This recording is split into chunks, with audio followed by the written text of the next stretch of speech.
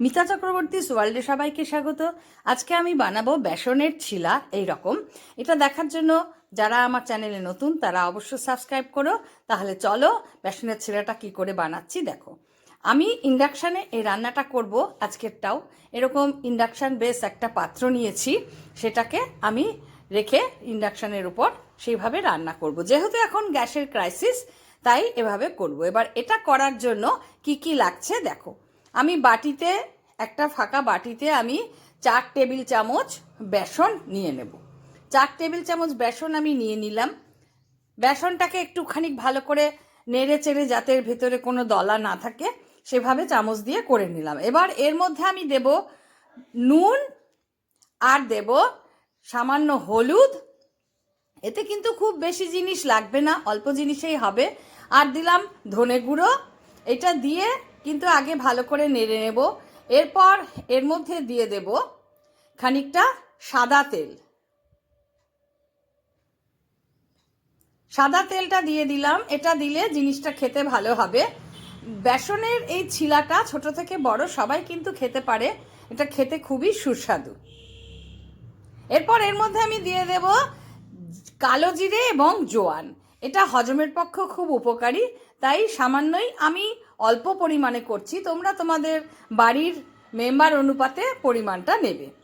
আর এরপর দিয়ে দেব গ্রেট করে সুন্দর করে ধুয়ে রাখা আলু। তারপর দিয়ে দেব খানিকটা বিট। বিটটা যেহেতু স্বাস্থ্যের পক্ষে খুব উপকারী, খুব আয়রন আছে এটাতে। এরপর এর মধ্যে দিয়ে দেব রসুন কুচি, কাঁচা লঙ্কা কুচি। তোমরা ঝাল সবটাই তোমাদের স্বাদ মতো পছন্দ মতো খাবে। আর দেব পেঁয়াজ গ্রেট করে রাখা। সবটা দিয়ে ভালো করে বেসনটাকে আগে আমি মেখে নেব।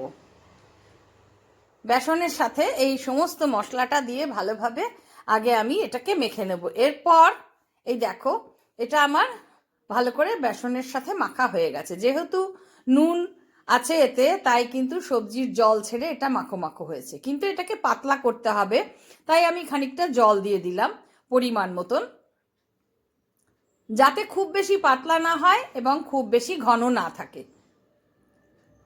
এইভাবে আমি এই ব্যাটারটা তৈরি করে নেব। এটা খুব সহজে হয় এবং খেতে খুব ভালো লাগে।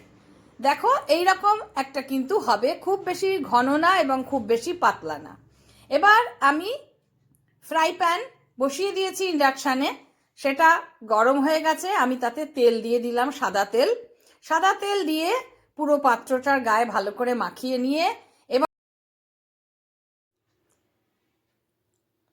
এবার আমি এর মধ্যে দিয়ে দেব আমার যে ব্যাটারটা তৈরি করে রেখেছিলাম বেসনের ছিলা বানানোর জন্য সব সবজি দিয়ে, সেটা আমি এই গরম তেলের উপর দিয়ে দেব। তেলটা গরম হয়ে গেছে। এবার এর উপরে আমি ওই পুরো আমার ব্যাটারটা এর মধ্যে দিয়ে দেব। ব্যাটারটা দেওয়ার পর কিন্তু হিটটা কমিয়ে দিতে হবে। দেখো মাইনাসটা টিপলেই কিন্তু হিট কমে যাবে। হিটটা কমিয়ে ঢাকা দিয়ে দেব, তাতে জিনিসটা ভালোভাবে রান্না হবে। দেখো জিনিসটা কিন্তু তলার জিনিসটা আস্তে আস্তে শক্ত হচ্ছে ব্যাটারটা। এটাকে ধীরে ধীরে পাত্র থেকে একটু ছাড়িয়ে নিতে হবে, যাতে তলায় লেগে না ধরে। সেজন্য আঁচটা কিন্তু কমানোই থাকবে।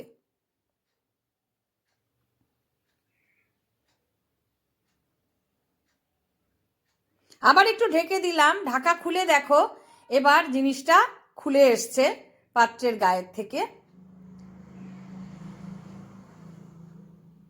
ধীরে ধীরে এটাকে কিন্তু অল্প আঁচে রান্নাটা করতে হবে, যাতে পুরো রান্নাটা ঠিকঠাক মতন হয়। উল্টে দিলাম।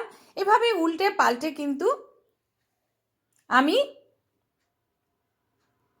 এই রান্নাটা করব বেসনের ছিলাটা। এবং হিটটা তোমরা তোমাদের পরিমাণ মতন বা যার যেরকম হিটটার দরকার সে সেই রকমভাবে হিটটা দিয়ে রান্নাটা কমপ্লিট করবে। তো আমার কিন্তু বেসনের ছিলাটা হয়েই এসেছে।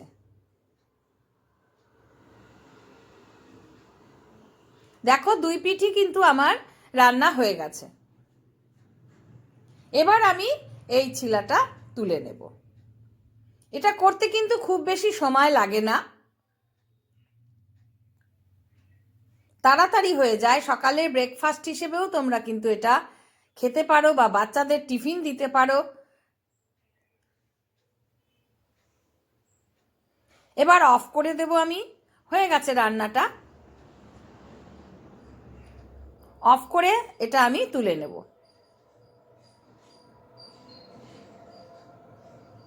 এভাবে তোমরা বেসনের ছিলা বাড়িতে বানিয়ে খাবে। এটা গ্যাসেও রান্না করা যায়। কেমন লাগলো আমাকে জানাবে। আর যারা আমার চ্যানেল পেজে নতুন তারা অবশ্যই আমার চ্যানেল সাবস্ক্রাইব করবে। এটা কিন্তু এরকম পাতলা হবে, খুব বেশি মোটা না। এটা খেতে খুবই সুস্বাদু হয়। তোমরা অবশ্যই ট্রাই করবে। দেখা হবে নেক্সট ভিডিওতে অন্য কিছুর সাথে।